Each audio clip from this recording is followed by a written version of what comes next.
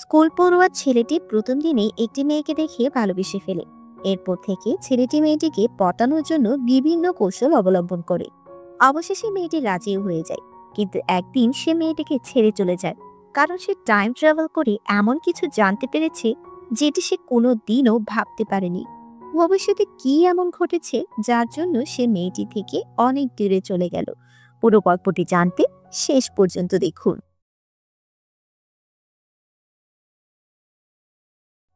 গল্পের শুরুতে আমরা কিম নামে একজন কলেজ ছাত্রকে দেখতে পাই। সে সাইকেলে চড়ে গান শুনতে শুনতে কলেজে যাচ্ছে। সে একজন মেকানিক্যাল ইঞ্জিনিয়ারিং ছাত্র এবং ছুটির পর আজ কলেজটি আবার খুলেছে।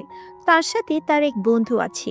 সে বলে, তুমি কি জানো এই বছর 17 জন মেয়ে মেকানিক্যাল কলেজে ভর্তি হচ্ছে?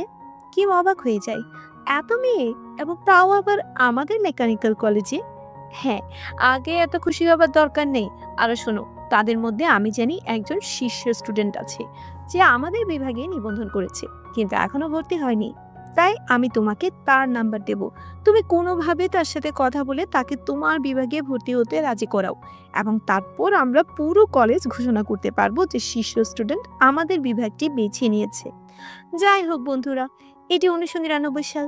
কিমের বন্ধু তাকে সেই মেয়েটির নাম্বার দেয়, এবং কিম তাকে ভয়েস মেলে বলে যে আমি শুনেছি যে তুমি আমাদের কলেজে নিবন্ধন করেছো, কিন্তু এখনো ভর্তি হওনি। আসলে এই বিশ্ববিদ্যালয়ের সেরা ডিপার্টমেন্ট হচ্ছে আমাদের ডিপার্টমেন্ট, আমাদের মেকানিক্যাল ডিপার্টমেন্ট। তুমি জয়েন করো, এবং তোমার যা কিছু সাহায্যের প্রয়োজন হবে আমি তা করব, এবং কোথায় আমরা সবাই তোমার পাশেই আছি। আর আমি মেকানিক্যাল ডিপার্টমেন্টের হেড, তোমাকে কেউ কিচ্ছু বলার সাহস পাবে না। এভাবেই সে নিজের গুণগান গাইতে থাকে এবং বলে, তুমি আজই এসে মেকানিক্যাল বিভাগের জন্য নিবন্ধন করো এবং আজ অনুষ্ঠিত হতে যাওয়া ফ্রেশার পার্টিতে যোগ দাও।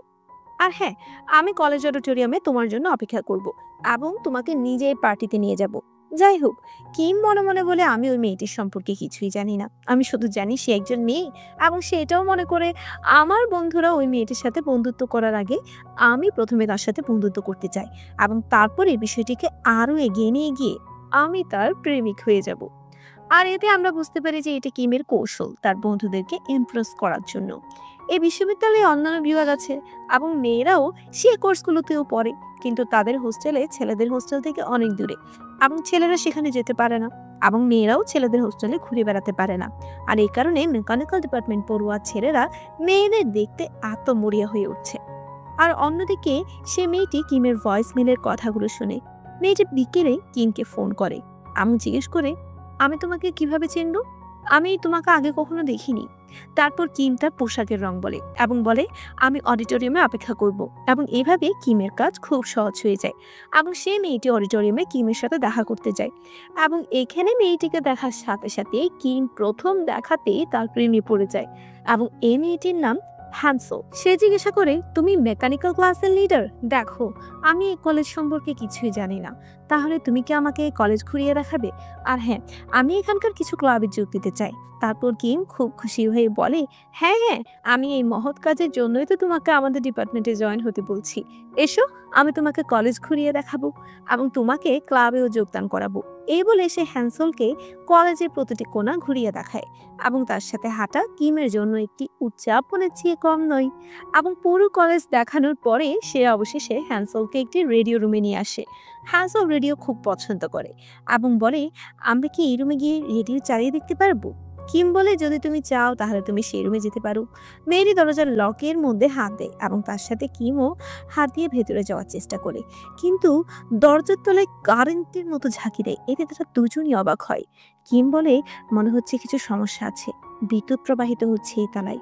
এক কাজ করো, আমরা অন্য কোনো দিন দেখব।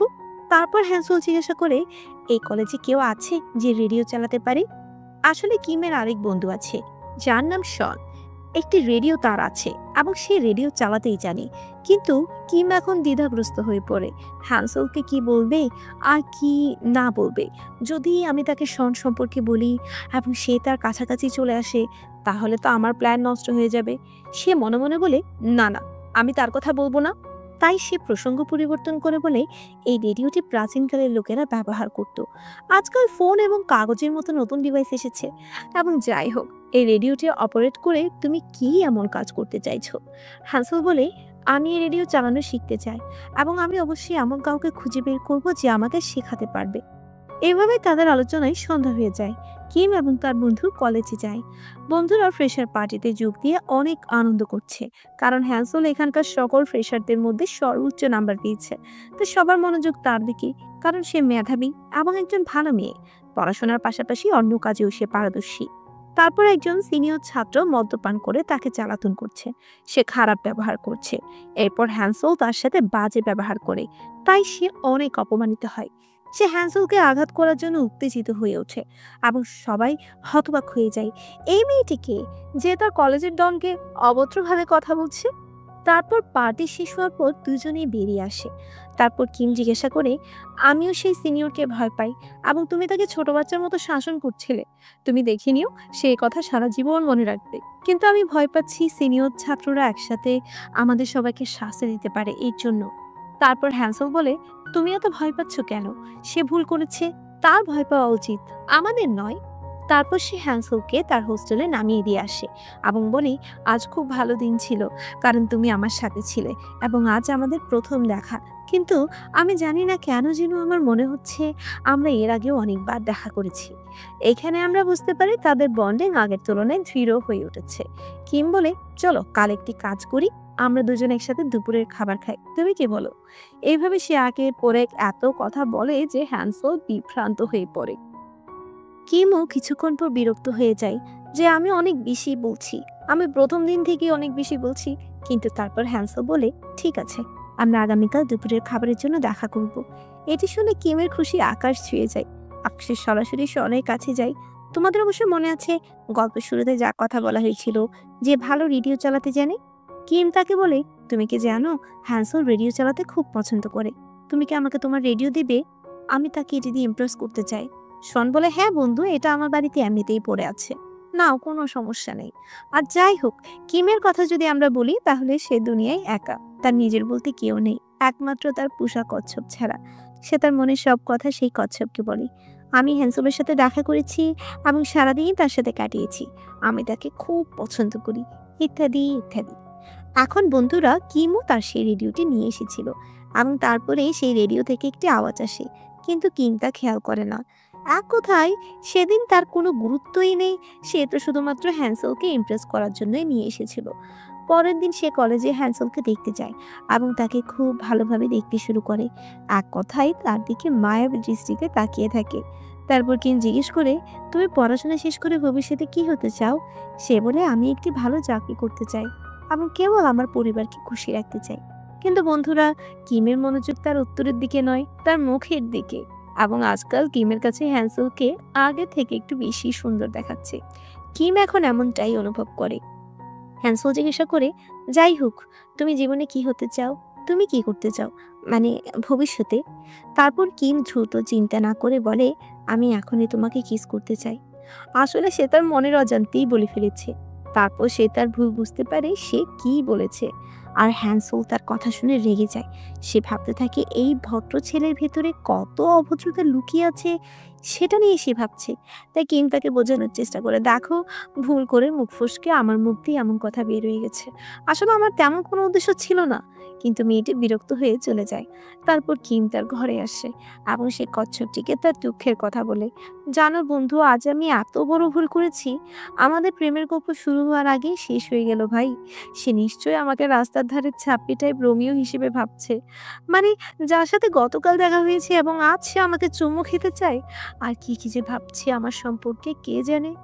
আমাকে বলো, প্রথম দিনে এমন নির্লজ্জ প্রথম দিকেই কেউ হতে পারে? এবং তারপর আমরা আবার সেই রেডিওর দিকে কিছু আওয়াজ শুনতে পাই, যেন কোনো সংকেত আসছে। কিম সেখানে গিয়ে শুনে, তারপর সে দেখে একটি মেয়ে কথা বলছে, অর্থাৎ রেডিওর অন্যদিকে একটি মেয়ের আওয়াজ শোনা যাচ্ছে। কিমও তার সাথে কথা বলতে শুরু করে। তারপর সেদিকে মেয়েটি খুশিতে চিৎকার করে বলে, আরে এটা কাজ করছে, আমি ভেবেছিলাম এটা পুরনো ধাঁচে, কিন্তু এতেও সংকেত আসছে। তারপর সে মেয়ে অর্থাৎ ওপাশ থেকে কিমকে জিজ্ঞাসা করে, তোমার নাম কি এবং তুমি কোথায় থাকো? কিম তার নাম এবং তার বিশ্ববিদ্যালয়ের নাম বলে এবং বলে, আমি মেকানিক্যাল সেকেন্ড ইয়ারে পড়ছি। তখন মেয়েটি হতবাক হয়ে বলে, ঠিক আছে, আমিও একই বিশ্ববিদ্যালয়ে পড়ি। তুমি মেকানিক্যাল আর আমি ইলেকট্রনিক্স অ্যান্ড কমিউনিকেশনের ছাত্রী। আমার নাম মনি এবং আমাকে রেডিওর মাধ্যমে একজন অপরিচিত ব্যক্তির সাথে যোগাযোগ করার এবং তার সাক্ষাৎকার নেওয়ার জন্য একটা অ্যাসাইনমেন্ট দেওয়া হয়েছে। আর আমার বাবার রেডিও আছে, তাই আমি কাজটি খুব সহজেই করে ফেলতে পারবো। কিন্তু আমি ভেবেছিলাম এটি অবশ্যই অনেক পুরনো হয়ে গেছে, তাই এটি কাজ করবে না। কিন্তু এটি ভালোভাবেই কাজ করছে, তাই দয়া করে আমাকে সাহায্য করো। কিম বলে, ঠিক আছে, আমি তোমাকে সাহায্য করব। কিন্তু তুমি কি রেডিও চালাতে জানো? তারপর সে বলে, আমার বাবার কাছে এটি চালানোর জন্য একটি ম্যানুয়াল আছে, আমি এটি পরে পরিচালনা করছি। কিম বলে, বন্ধু, দয়া করে তুমি কি আমাকে সে ম্যানুয়াল দেবে? বিনিময়ে আমি তোমার সমস্ত অ্যাসাইনমেন্ট তোমাকে সাহায্য করব। মনি রাজি হয়ে বলে, আগামীকাল আমরা দুপুর 12টায় কলেজ ভবনের সামনে দেখা করব, তুমি কি বলো? কিম বলে, ঠিক আছে। পরের দিন কিম সময় মতো আসে এবং সে প্রচন্ড রোদে ভবনের সামনে দাঁড়িয়ে থাকে। দুপুরের খাবারের বিরতিও শেষ হয় এবং মনি দুপুর 2টা পর্যন্ত আসে না। তাই বেচারা কিম বিরক্ত হয়ে চলে যায়, ভেবে নেয় হয়তো মেয়েটি তার সাথে মজা করছে। এখন পরবর্তী দৃশ্যে মনি একই জায়গায় কিমের জন্য অপেক্ষা করছে। সে সময় কিম যখন ভবনের বাইরে ছিল তখন প্রচন্ড রোদ ছিল বন্ধুরা, কিন্তু এখন দেখো প্রচন্ড বৃষ্টি হচ্ছে। এবং এখানে আমরা জানতে পারি যে আসলে তারা দুজনই ভিন্ন সময়সীমায় রয়েছে। কিম 1999 সালে এবং মনি 2022 সালে। ভিন্ন সময়সীমায় থাকা সত্ত্বেও কোনো কারণেই তারা দুজনের রেডিওর মাধ্যমে একে অপরের সাথে যোগাযোগ করতে সক্ষম হয়েছিল। কিন্তু কিম এবং মনি এই মুহূর্তে এই বিষয় সম্পর্কে জানতো না এবং সে কারণে তারা একে অপরের জন্য বৃথা অপেক্ষা করছে। বেচারা মনি বৃষ্টিতে ভিজে কিমের জন্য অপেক্ষা করছে এবং তারপরে তার ঘনিষ্ঠ বন্ধু ইয়ংজি একটি ছাতা নিয়ে আসে এবং জিজ্ঞাসা করে যে, আরে এত ভারী বৃষ্টিতে তুমি কার জন্য অপেক্ষা করছো? মনি দুঃখের সাথে বলে, আমি আমার অ্যাসাইনমেন্টের জন্য একজন অপরিচিত ব্যক্তির সাথে দেখা করতে এসেছিলাম। সে বলেছিল সে এখানে আমার সাথে দেখা করবে, কিন্তু সে আসেনি। ইয়ংজি বলে, চিন্তা করো না, চলো একটি রেস্তোরাঁয় গিয়ে কথা বলি। এখন দুজনেই একটি রেস্তোরাঁয় যায়। ইয়ংজি আর মনি অনেক বছর ধরে বন্ধু, কিন্তু মনি ইয়ংজিকে একতরফা ভালোবাসে। কিন্তু ইয়ংজি তাকে কেবল তার ভালো বন্ধু মনে করে, এর বেশি কিছু না। আর মনি সেখানে থাকে। সে তাকে ভালোবাসার প্রস্তাব দিতে ভয় পায়, কারণ সেইভাবে এই প্রপোজার কারণে তাদের সম্পর্ক যদি নষ্ট হয়ে যায় তাহলে তার অনেক খারাপ লাগবে এবং তাদের বন্ধুত্ব নষ্ট হয়ে যাবে চিরদিনের জন্য। মনি যখন তাকে তার অ্যাসাইনমেন্টের সমস্যা সম্পর্কে বলে তখন সে তাকে নিয়ে মজা করে বলে, তুমি ইন্টারভিউ চেয়েছিলে সেই অপরিচিত লোকের কাছে, তাহলে তোমার আমার ইন্টারভিউ নেওয়া উচিত ছিল। মনে রেগে তাকে বলে, আমাকে সত্যি একজন অপরিচিত ব্যক্তির ইন্টারভিউ নিতে হবে, বুঝতেই পারছো, আমার বন্ধুর ইন্টারভিউ নিতে হবে এবং তাও রেডিওতে। আমি যদি ঝামেলা করি তাহলে লেকচারার ক্লাসের সবার সামনে আমাকে অপমান করবে। পরের দৃশ্যে কিম আবার একই রেডিওর মাধ্যমে মনির সাথে যোগাযোগ করে এবং তাকে ধমক দিয়ে বলে, আমি সেই প্রচন্ড রোদে বেলা 12টা পর্যন্ত অপেক্ষা করেছি। আমি তোমার জন্য 2 ঘন্টা অপেক্ষা করেছি। রোদ এত গরম ছিল যে আমি পুরো ছাই হয়ে যাচ্ছিলাম, কিন্তু তুমি আসোনি। যদি তোমাকে নাই আসতে হয় তাহলে কেন তুমি আমাকে ফোন করেছিলে? উনি বলে, 1 মিনিট অপেক্ষা করো, অপেক্ষা করো, তোমার রাগ করে মানায় না। বরং আমি বৃষ্টিতে 2 ঘন্টা ধরে তোমার জন্য অপেক্ষা করেছিলাম, তাও প্রবল বৃষ্টিতে। এই বৃষ্টিতে ভিজে আমার সর্দি লেগে গিয়েছে। তার কথা শুনে কিম বলে, বৃষ্টি হচ্ছিল? আমি সেখানে রোদে শুকিয়ে গিয়েছিলাম এবং তুমি বলছো যে বৃষ্টি হচ্ছে? এটি স্পষ্টভাবে দেখায় যে তুমি মিথ্যে বলছো। তুমি একজন নাম্বার 1 প্রতারক।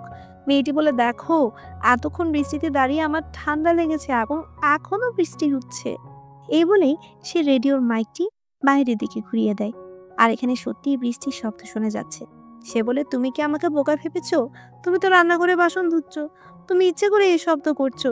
এরপর হঠাৎ মেঘ গর্জন করতে শুরু করে এবং বিদ্যুৎ চমকায়, যার কারণে তাদের সংযোগ বিচ্ছিন্ন হয়ে যায়।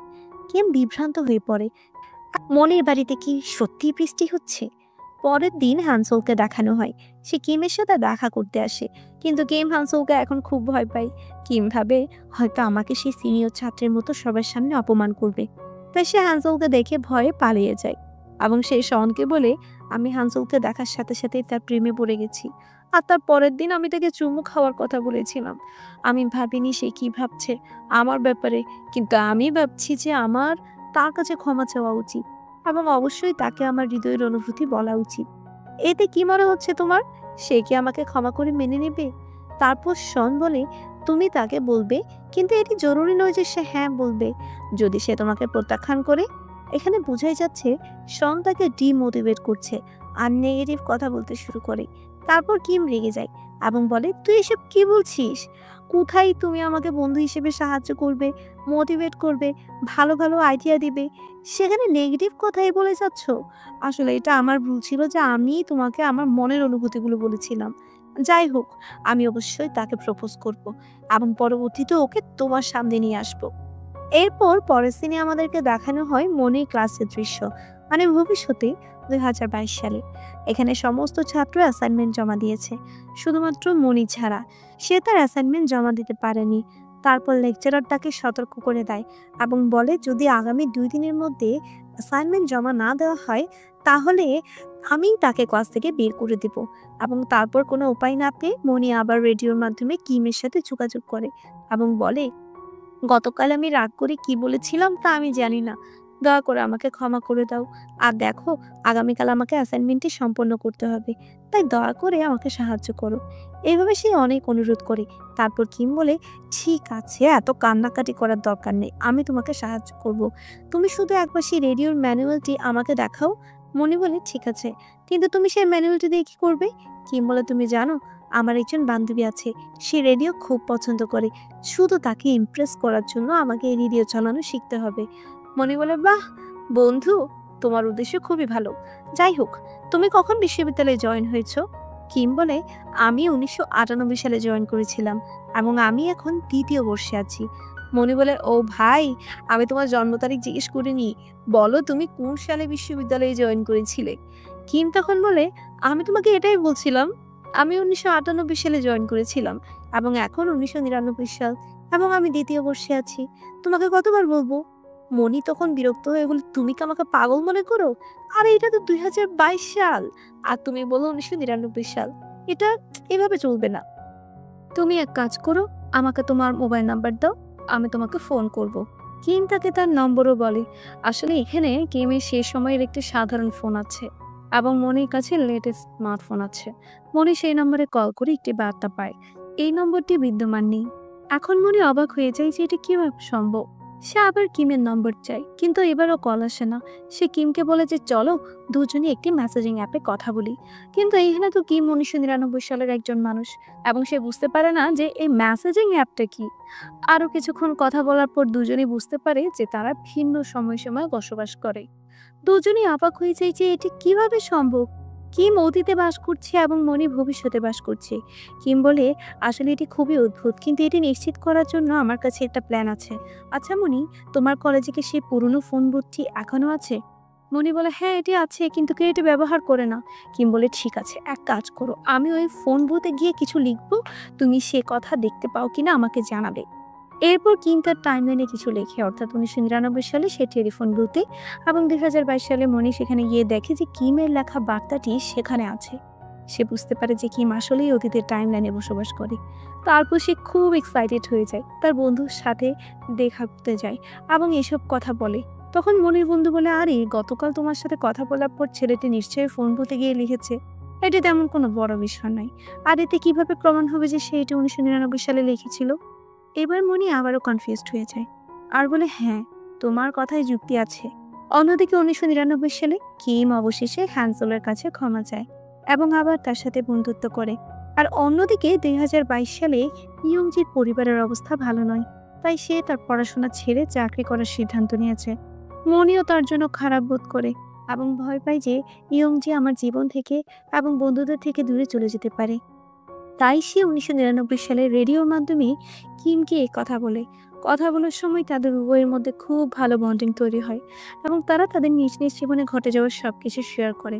তারপর কিম তাকে বলে, তুমি কি জানো আমার বান্ধবী হানসলকে কিভাবে ইমপ্রেস করা যায়? আমাকে আইডিয়া দাও যাতে করে আমি তাকে ইমপ্রেস করতে পারি। মনি বলে, প্রথমে গোসল করো, অর্থাৎ পরিষ্কার পোশাক পরো এবং তোমার মনোভাব উন্নত করো। হানসলের পছন্দ অপছন্দ বুঝো এবং সবচেয়ে গুরুত্বপূর্ণ বিষয় হলো সর্বদা মেয়েদের সাথে ভদ্র আচরণ করো। যদি তুমি এসব করো তাহলে সে স্বয়ংক্রিয়ভাবেই তোমাকে পছন্দ করবে। কিমও তার পরামর্শ নেয় এবং তার চেহারা কিছুটা পরিবর্তন করে হানসলের সামনে যায়। এখন তার মনোভাব দেখে হানসল এক মুহূর্তের জন্য হতবাক হয়ে যায়। তারপর কিম খুব আস্তে আস্তে তার অনুমতি চায় এবং বলে, তুমি কি আমার সাথে বাইরে ডিনারে যাবে? দয়া করে হ্যাঁ বলো। হ্যান্সেলও হ্যাঁ বলে এবং দুইজনেই বাইরে বেড়াতে চলে যায়। এখানে মনি কিমকে যে টিপসগুলো দিয়েছিল সে অনুযায়ী সে হ্যান্সেলের সাথে আচরণ করে অনেকাংশে হ্যান্সেল মুগ্ধ হয়। তারপর কিমও খুব খুশি হয় এবং তারপর সে মনির সাথে এই কথাটি শেয়ার করে যে তোমার টিপস কাজ করেছে আর এখন আমি হ্যান্সেলকে প্রপোজ করতে চাই, তাই এর জন্য আমাকে আরো কিছু টিপস দাও। মনি বলে দেখো, এখন তো সে তোমাকে পছন্দ করতে শুরু করেছে নিশ্চয়ই, যদি তুমি কোনো ভয় ছাড়াই তাকে প্রপোজ করো তাহলে সে অবশ্যই রাজি হবে। কিম সাহস জুগিয়ে হানসেলকে প্রপোজ করে দেয়, কিন্তু সে ভেতর থেকে ভয় পায়। সে জানে না হানসেল হ্যাঁ বলবে কিনা, নাকি সে আমাকে প্রত্যাখ্যান করবে। প্রপোজ করার পর হানসেল যখন হ্যাঁ উত্তর দেয় তখন কিমের খুশির কোনো ঠিকানা থাকে না এবং বলে যে আজ তুমি আমার জীবন হয়ে গেছো। তারপর সে বাড়িতে এসে মনিকে এসব বলে এবং মনিও তার জন্য খুব খুশি হয়। কিম জিজ্ঞাসা করে ঠিক আছে মনি, তুমি আমাকে বলো তোমার প্রেমিক ইয়ংজের সাথে কি হয়েছে, তুমি কি তার সাথে দেখা করেছো নাকি? মনি বলে হ্যাঁ, আমি তার সাথে দেখা করেছি, কিন্তু বেচারার অবস্থা খুবই খারাপ। সে তার পরিবারের জন্য পড়াশোনা ছেড়ে দিয়েছে এবং একটি রেস্তোরাঁয় কাজ করছে। কিন্তু সেটা আমার সমস্যা নয়, আমি এখনো তাকে প্রপোজ করতে চাই, কিন্তু সে যদি না বলে দেয় এবং আমাকে যদি প্রত্যাখ্যান করে তাহলে তার এবং আমার মধ্যে বন্ধুত্ব নষ্ট হয়ে যাবে। এ কারণেই আমি ভয় পাচ্ছি। কিম বলে আরে ভালোবাসার ক্ষেত্রে তুমি একজন গুরু, তুমি আমাকে শিখিয়েছো এবং কেন তুমি এই জিনিসগুলো নিজের উপর প্রয়োগ করছো না? তুমি মন খারাপ করো না, আমি তোমাকে সাহায্য করব এবং তোমাকে এমন এমন টিপস দিব যাতে শুধু ইয়ংজি নয়, যে কোনো ছেলেই তোমার সাথে প্রেম করার জন্য পাগল হয়ে যাবে। তুমি একটা কাজ করো, তোমার নোটবুক বের করে আমার সব টিপসগুলো লিখে রাখো। এখানে মনি তাকে হ্যাঁ বস বলে, তার টিপস লিখতে শুরু করে। তারপর দুজনেই অনেকক্ষণ গল্প করে। তারপর মনে জিজ্ঞেস করে তুমি 1999 সালে, তাই না? সে সময় আমার বাবাও একই বিশ্ববিদ্যালয়ে পড়তেন এবং কাকতালীয়ভাবে তিনিও মেকানিক্যাল পড়তেন, তুমি নিশ্চয়ই তাকে চেনো। তারপর কিম একটু অবাক হয়ে জিজ্ঞেস করে তোমার বাবা 1999 সালে মেকানিক্যাল পড়তেন এবং তিনিও আমাদের এই কলেজে পড়তেন? তাড়াতাড়ি বলো তার নাম কি। মনি বলে আমার বাবার নাম শন। কিন্তু এখানে আরো বেশি অবাক হয়ে যায় এবং জিজ্ঞেস করে তাহলে তুমি শনের মেয়ে? সত্যি? কি কাকতালীয় ঘটনা। মনি বলে তুমি কি আমার বাবাকে চেনো? তাহলে তুমি নিশ্চয়ই আমার মাকেও চেনো, তিনিও সেখানে মেকানিক্যালে পড়তেন। সেই সময় তারা দুজনেই সহপাঠী ছিলেন এবং সেখান থেকেই তাদের প্রেম শুরু হয় এবং অবশেষে তাদের দুজনের বিয়ে হয় এবং আমি জন্মগ্রহণ করি। কিম মনিকে তার মায়ের নাম জিজ্ঞাসা করে এবং সে বলে হানসো, আর এই কথা শুনে কিমের হৃদয় ভেঙে যায়। তারপর মনি তাকে তাদের বাবা মার প্রেমের গল্প সম্পর্কে কিছু বলতে বলে। আমি জানতে চাই এবং এখন কিম এতটাই রেগে যায় যে সে রেডিও মাইক ভেঙে ফেলে। অন্যদিকে মনি বুঝতে পারে না কেন হঠাৎ রেডিও কল কেটে গেল। তারপর আমাদেরকে মনির ঘরটি দেখানো হয়, যেখানে একটি ছবি আছে। সেখানে হানসল এবং তার মেয়ে অর্থাৎ ছোট মনি ছিল। শুধু তাই নয়, কিম একটা কচ্ছপ পালন করত এবং বর্তমানে মনি একটা ট্যাঙ্কে সেই কচ্ছপটি পালন করছে, যা দেখতে এখন বেশ বড় হয়েছে। পরের দিন সকালে কিম খুব উত্তেজনায় কলেজে আসে। হানসল এবং শনকে দেখে তারা দুজনই সেখানে কথা বলছে। হানসল কলেজে জয়েনের পর থেকে কিম তাকে একেবারের জন্য শনের সাথে কথা বলতে দেখিনি, কিন্তু আজ তারা দুজনেই একে অপরের খুব কাছে দাঁড়িয়ে আছে। কিম রাগে শনকে মারতে যায়, কিন্তু তারপর সে নিজেকে নিয়ন্ত্রণ করে, শনকে একপাশে নিয়ে যায় এবং তাকে সত্য বলতে বলে তুমি এবং মনি নামের একটি মেয়ে রেডিওতে আমার সাথে মজা করছো, তাই না? কিন্তু শন বুঝতে পারে না যে মনি কে আর কিম কার কথা বলছে। হানসল জিজ্ঞাসা করে তোমাদের দুজনের মধ্যে কোনো সমস্যা ছিল কিনা, কি হয়েছে, কেন ঝগড়া করছো? কিম বলে না, এরকম কিছু নেই। এটি বলে সে হানসলের হাত ধরে সেখান থেকে চলে যায়। হানসল জিজ্ঞেস করে তুমি এত অদ্ভুত আচরণ করছো কেন? আমি ভেবেছিলাম তুমি শনকে মারতে যাচ্ছ, তোমার সমস্যা কি? তারপর কিম এটি বলে সামলাই বন্ধুদের মধ্যে এমন ছোটখাটো সমস্যা হয়েই থাকে, চিন্তা করো না। যাই হোক, তুমি তখন শনের সাথে কি নিয়ে কথা বলছিলে আমাকে বলো। হ্যান্সেল বলছে শন হচ্ছে ছাত্রদের সভাপতি পরিষদ এবং আমি ফ্রেশারদের নেতা। আজ একটি সভা আছে সন্ধ্যায়, আমি তার সাথে এই বিষয়ে আলোচনা করছিলাম। তারপর কিম সন্দেহের সাথে জিজ্ঞাসা করে যে আমাকে বলো ওই সবাই কে কে থাকবে। হ্যান্সেল বলে আমি এবং শন আর বাকিরা ফ্রেশার হবে। এখন কিম ভয় পায় যে হ্যান্সেল আর শন তারা দুজনেই একে অপরের প্রতি কাছে চলে না আসে, তাই সে হ্যান্সেলের সাথে নিজেই যায় এবং একই সবাই বসে। যদিও তার সেখানে কোনো কাজ ছিল না, তবুও সে যায়। সবাই কিমের দিকে তাকিয়ে আছে অদ্ভুত চোখে। হ্যান্সেল বলে এটা একটা ফ্রেশারদের সভা, দয়া করে এখান থেকে বেরিয়ে যাও। মিটিং শেষে আমি নিজেই তোমার কাছে চলে আসবো, কিন্তু কিম নড়ছে না এবং শন তাকে বাইরে নিয়ে গিয়ে জিজ্ঞাসা করে, এ ভাই তোর কি হয়েছে? সকালে তুই আমাকে মারতে এসেছিলি, আমার আর হানসেলের উপর কি তোর কোনো সন্দেহ আছে? এখন যেহেতু শন সরাসরি এভাবে জিজ্ঞাসা করে তখন কিম বাকরুদ্ধ হয়ে যায় এবং তারপর শন বলে, দেখ ভাই, আমি জানি যে এটা তোর ভালোবাসা হানসোল, আমি জানি তুই ওকে কতটা ভালোবাসিস। এমন পরিস্থিতিতে আমি তার সম্পর্কে এভাবে ভাববো না, আর সেটা কখনোই না। দেখ, তুই আমাকে এত বছর ধরে চিনিস, কিন্তু আমার এটাই আফসোস তুই আমাকে বুঝতে পারিস নাই। এটা কেমন বন্ধুত্ব? শন চলে যাওয়ার পর কিম খুব অপরাধী বোধ করে। আমি আমার বন্ধুকে সন্দেহ করছিলাম, আমি একটা বড় ভুল করেছি। আর হানসোল আমার সম্পর্কে কি ভাববে? কিছুদিন কেটে যায় এবং কিম একাকী সময় কাটাতে শুরু করে।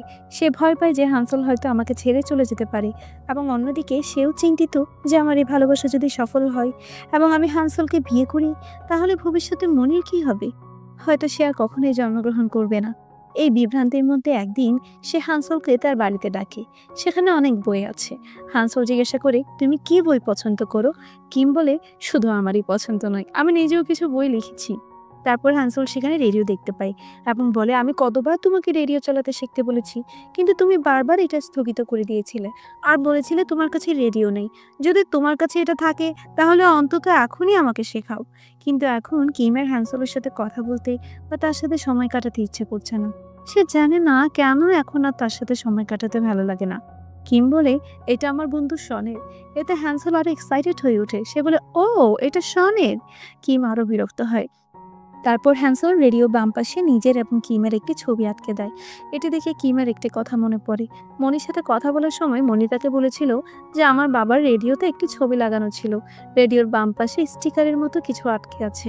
আসলে এটি কোনো স্টিকার ছিল না, বরং এই ছবিটি হ্যান্সেল এইমাত্র আটকে দিয়েছে। এত বছর পর 2022 সাল আসার সময় এই ছবিটি মুছে ফেলা গিয়েছে এবং সাদা স্টিকারের মতো হয়ে গেছে। অর্থাৎ কেন মনি সেদিন বলেছিল যে স্টিকারটি আটকে আছে, এবং যেহেতু এটি শনের রেডিও, কিম বুঝতে পারে যে এই রেডিওর মাধ্যমেই মনি তার সাথে ভবিষ্যতে কথা বলছে। এখন কিম নিশ্চিত যে সে এবং হ্যান্সেল বিয়ে করবে না, বরং শন এবং হ্যান্সেল বিয়ে করবে এবং তাদের মনি নামে একটি মেয়ে হবে। ভবিষ্যতে যে মনি বসে আছে। অন্যদিকে মনিও সন্দেহ করতে শুরু করে, কারণ তার মা হ্যান্সেলের নাম বলার পর কিম তার সাথে যোগাযোগ বন্ধ করে দেয়, যার অর্থ হলো এর মধ্যে অবশ্যই কিছু গোপন রহস্য লুকিয়ে আছে। সেটি বুঝতে পারে এবং আরো শিওর হবার জন্য তার বাবা মায়ের পুরনো ছবির অ্যালবাম দেখে। শন এবং হ্যান্সেলের সমস্ত ছবিতে কিম আছে। কিছু ছবির মাধ্যমে সে জানতে পারে যে আসলে তার মা হ্যান্সেল এবং কিম আগে একে অপরকে ভালোবাসতেন, কিন্তু পরে তার মা বিয়ে করেছিলেন। মনে মনে করে হয়তো এই কারণেই কিম তার সাথে কথা বলছে না। তারপর হ্যান্সেলের ফোন আসে, অর্থাৎ মনির মায়ের। এখানে মনি হ্যান্সেলকে জিজ্ঞাসা করে, কিমের কি হয়েছে, সে এখন কোথায়? হ্যান্সেল তাকে বলে, কিম সেই সময় সন্দেহ করছিল আমি শনকে ভালোবাসি এবং এটার জন্য সে শহর ছেড়ে চলে গেছে। আমি তোকে অনেক খুঁজলাম, কিন্তু আমি তাকে কোথাও খুঁজে পাইনি। আমি জানি না সে বেঁচে আছে কিনা। এরপর কয়েক বছর পর আমার আর শনের মধ্যে ভালোবাসার সম্পর্ক তৈরি হয় এবং আমরা দুজনেই বিয়ে করি। এরপর তোমার জন্ম হয়। এসব জানার পর মনির কিমের জন্য খুব খারাপ লাগে, কারণ কিম মনিকে তার জীবনে ঘটে যাওয়ার সব কিছুই বলছিল, হানসলের প্রতি তার ভালোবাসার কথা। এবং এখন মনি মনে করে এসবের পিছনে সেই দায়ী, কারণ কিম সম্ভবত তার মাকে ছেড়ে চলে গেছে, কারণ সে তাকে রেডিওতে ভবিষ্যৎ থেকে বলেছিল যে হানসুল এবং শন ভবিষ্যতে বিয়ে করেছে, এবং সে কারণেই কিমের মনে এই চিন্তা এসেছিল যে হানসুল এবং শন তারা দুজনে গোপনে প্রেম করছে এবং হয়তো তারা পরে বিয়ে করবে এবং তাদের একটি মেয়ে হবে। মনির কারণেই হয়তো সে শহর ছেড়ে চলে গেছে। এরপর মনি ইয়ংজিকে এইসব কথা বলে এবং বলে যে হয়তো আমার কারণে কিম এবং আমার মায়ের ভালোবাসা ভেঙে গেছে। আমার কিমকে বলা উচিত হয়নি যে হানসুল এবং শন আমার মা এবং বাবা। যদি আমি তাকে না বলতাম তাহলে সে অতীতে আমার মাকে ভালোবাসতো এবং কখনো শহর ছেড়ে যেত না। আমি খুব বড় ভুল করেছি।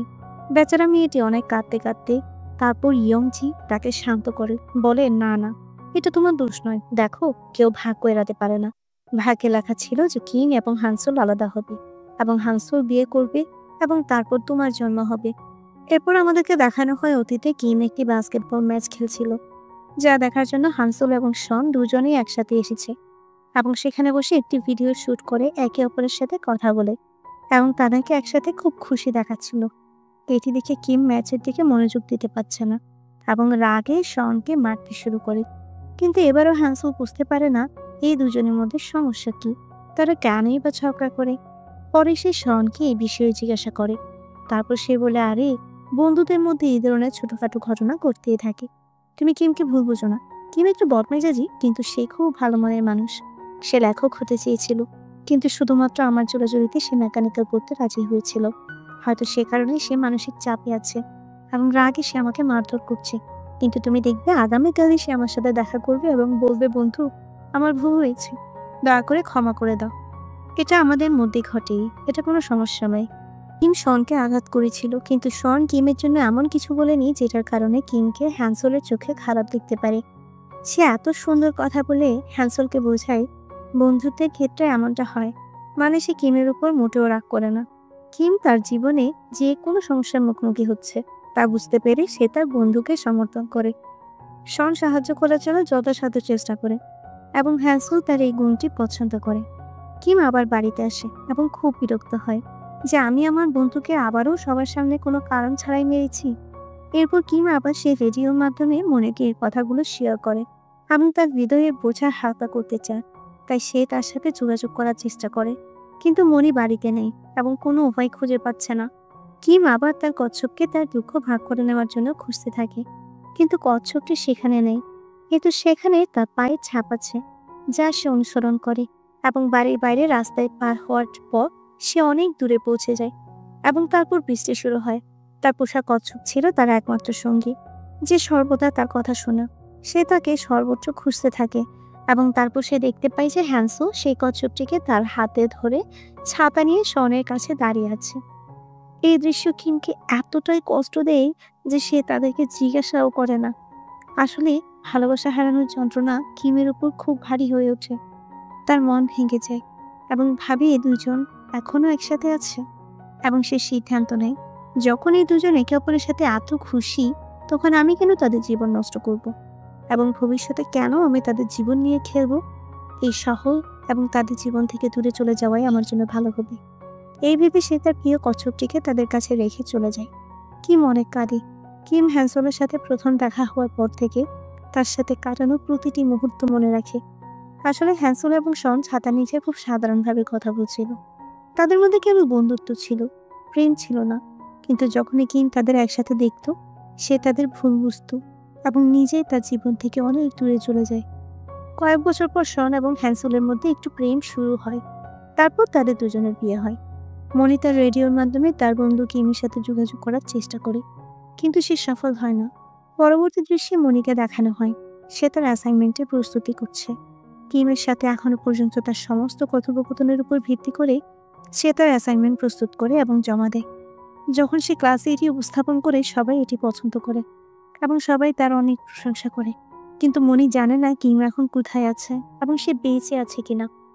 তারপর ইয়ংজি দৌড়ে এসে বলে, তুমি যা উপস্থাপন করেছো, আমি এই বইটিতে একই জিনিস পড়েছি এবং এই বইয়ের লেখকও কিম। কিম অনেক বই লিখেছে এবং তার নিজস্ব বইয়ের দোকানও আছে। তাই হ্যান্সেল বইটিকে নিয়ে কিমের দোকানে যায়, যেখানে কিম তার ভক্তদের অটোগ্রাফ দিচ্ছে। হ্যান্সেলও সে বইটি নিয়ে কিমের অটোগ্রাফ চায়। কিম বইটি দেখে মনিকে জিজ্ঞাসা করে, তোমার নাম কি? সে তাকে বলে তার নাম মনি। কিম তৎক্ষণাৎ বুঝতে পারে এবং তার দিকে তাকিয়ে বলে, অনেক বছর হয়ে গেছে তোমার সাথে কথা বলার। এখানে কিমের কথা মতে মনির সাথে তার কথা বলার অনেক দিন হয়ে গেছে, কারণ সে 1999 সালে কথা বলেছিল এবং কিমের মতে এটি 2022 সাল, কিন্তু মনির কথা হয়েছিল 2022 সালে। তাই এটি তার জন্য সর্বশেষ ছিল, কিন্তু কিমের জন্য অনেক বছর কেটে গেছে। কিম জিজ্ঞাসা করে, আমার সুন্দর কচ্ছপটি কোথায়, কেমন আছে? মনে বলে, এটা ভালো আছে। তারপর কিম বইটিতে স্বাক্ষর করে তাকে দেয়। মনি আর কিছু বলতে পারে না, কারণ সে নিজেকে দোষী ভাবে। তার কারণে কিম তার ভালোবাসার মানুষটিকে পায়নি। মনে বইটি ফেরত নেয়, যার উপর কিম লিখেছিল, সর্বদা নিজের মনের কথা শোনো, যা ঘটে তা ভাগ্য। এখানে তুমি এর জন্য দায়ী নও, অন্য কেউ দায়ী নয়। তোমার মন থেকে এই বোঝাটি সরিয়ে ফেলো এবং একবার তুমি কিছু করার কথা ভাবলে যত তাড়াতাড়ি সম্ভব তা শেষ করো, অন্যথায় অনেক দেরি হয়ে যেতে পারে। আসলে এখানে কিম মনিকে বলতে চেয়েছিল, তুমি যদি ইয়ংচিকে ভালোবাসো তবে তাকে তাড়াতাড়ি বলে দাও, অন্যথায় অনেক দেরি হয়ে যাবে। এরপর আমরা দেখতে পাই মনি ইয়ংচিকে তার হৃদয়ে যা আছে তাও বলে দেয় এবং তাকে ভালোবাসার সকল অনুভূতির কথা জানায়। আর এতে করে তার ভালোবাসা প্রকাশ পায় এবং বলে, তুমি যে কারণে আমার সাথে কথা বলা এড়িয়ে যাচ্ছিলে, সে কারণেই আমি আমার ভালোবাসার কথা প্রকাশ করতে পারিনি। ঈশ্বরকে ধন্যবাদ, তুমি প্রথম পদক্ষেপ নিয়েছো, না হলে জীবনে তোমাকে অনেক মিস করতাম। এভাবে দুজনেই এক হয়ে যায়। কিন্তু বন্ধুরা, একটা কথা শোনো, আমি তোমাদের আবারও বলতে চাই, ১৯৯৯ সালের পর যখন কিম প্রথমবারের মতো রেডিওর মাধ্যমে মনিকে ফোন করেছিল, তখন দুজনেই ভবনের বাইরে দেখা করার সিদ্ধান্ত নিয়েছিল। তাই কিম প্রচণ্ড রোদে এসেছিল এবং মনি বৃষ্টিতে ভিজে এসেছিল। তাই মনি ২০২২ সালে এসেছিল। তাই তোমরা জানো, যখন মনি ২০২২ সালে ১৯৯৯ সালের কিমের সাথে দেখা করতে আসছিল, তখন ২০২২ সালে যে কিম ইতিমধ্যেই বড় হয়ে গিয়েছিল, সেই সময় মনিকে বৃষ্টিতে ভিজতে দেখেছিল এবং সেই অংজিকে একটি ছাতা দিয়ে বলেছিল, যাও তাকে ছাতা দাও, সে বৃষ্টিতে ভিজে গেছে। আর এখানে কিন্তু কিং চাইলে সেই সময় মনিকে বলতে পারতো যে আমি সেই ব্যক্তি যে অতীত থেকে রেডিওতে তোমার সাথে কথা বলছিলাম, কিন্তু সে চেয়েছিল মনি এবং ইয়ংজির প্রেম সফল হোক। তাই সে নিজে যাওয়ার পরিবর্তে ইয়ংজির মাধ্যমে মনিকে ছাতা দিয়ে তার কাছে পাঠিয়েছিল। তো বন্ধুরা, এই সুন্দর এবং খুবই সুন্দর সিনেমাটি এখানেই শেষ হয়। এখন কমেন্ট করে জানাও এই মুভিটি তোমার কাছে কেমন লেগেছে। এমন আরো ভিডিও পেতে চ্যানেলটিকে সাবস্ক্রাইব করতে ভুলো না।